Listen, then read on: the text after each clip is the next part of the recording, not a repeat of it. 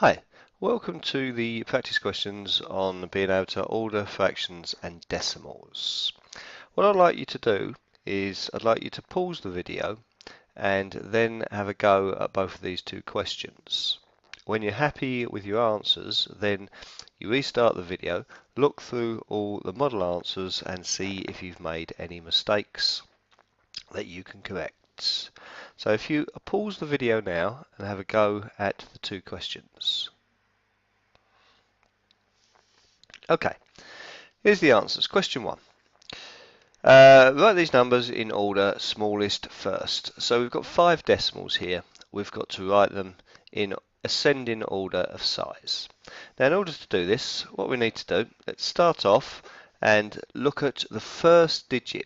Now this is a 0, 0, 0, 0 and 0. So we can't order it on the first digit. So move after the decimal point and look at the first number after the decimal point. We've got a 3, a 0, a 3, a 1 and a 0. So these two here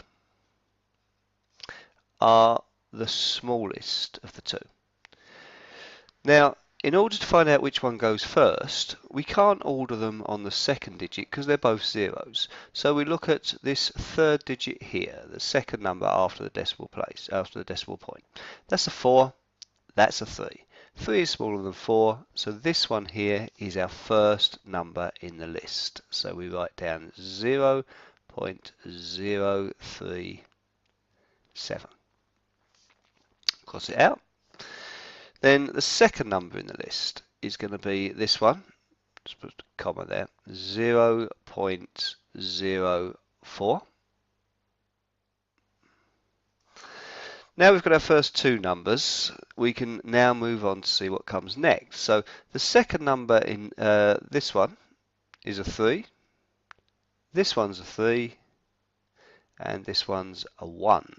Clearly the 1 is smaller than the 3. It doesn't matter that it's got an extra digit.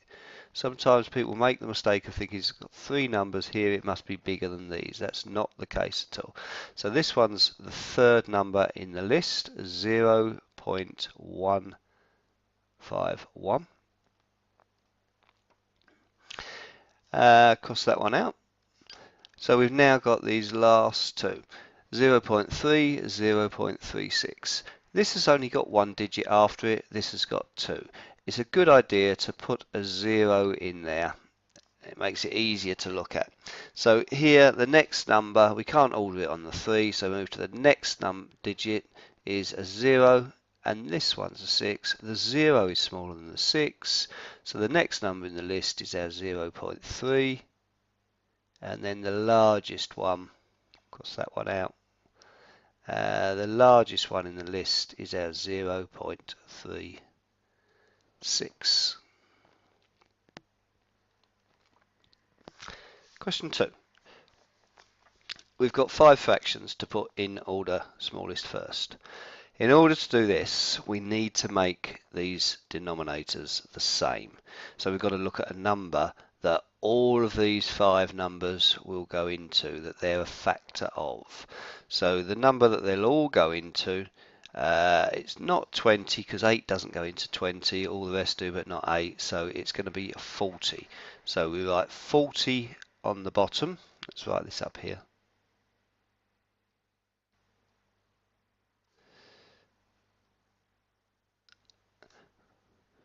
Of all of them. And now what we've got to do is we've got to make equivalent fractions out of each of these. So what we've got here, what have I done to the 5 to get it into 40? I've multiplied it by 8. So I need to do the same to the numerator. 3 8s are 24. So like 24 on the top. We've made this fraction equivalent to this one. Then what have I done to the 8? I've timesed it by 5, so times the top one by 5, and I get 25. What have I done to the 10? I've timesed this by 4, so 4 4s are 16. What have I done to the 20? I've times that by 2, so 2 15s are 30. And finally, I've times the 4 by 10. So times the top number, the numerator, by 10, and I get 30. Okay, we've got two the same here. Now let's have a look and see which one's the smallest. This one here is the smallest, so cross that out. 4 over 10 is our first number in our list. Then the next highest one with the numerator there is 24 over 40, which is the 3/5. So our next number in the list is 3/5. Cross that one out. We've then got this one, 25 over 40, which is 5/8. And then these two here are both 30 over 40, so it doesn't matter which order we put these in. 3/4 and 15 over 20.